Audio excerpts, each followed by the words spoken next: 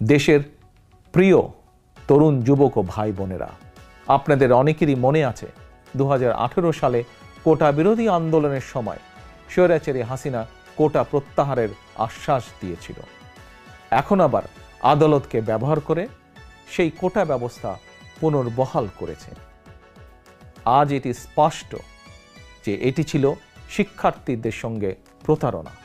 হাসিনা একজন প্রতারক বলেই বারবার জনগণের সঙ্গে ধোঁকাবাজি করছে। কোটা কখনো মেধার বিকল্প হতে পারে না। আমি ব্যক্তিগতভাবে বিশ্বাস করি, মনে করি চাকরি কোটার ব্যাপারে ছাত্র তরুণদের দাবি অবশ্যই ন্যায্য এবং যৌক্তিক।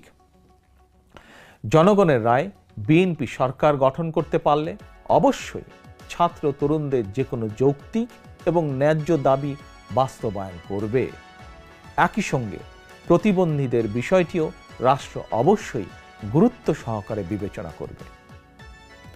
যদি আমরা ঐক্যবদ্ধ থাকি, সিদ্ধান্তে অবিচল থাকি, অচিরেই একটি নিরপেক্ষ সরকারের অধীনে অবাধ, সুষ্ঠু, নিরপেক্ষ নির্বাচনের মাধ্যমে জনগণের কাছে জবাবদিহিমূলক সরকার গঠিত হবে ইনশাআল্লাহ।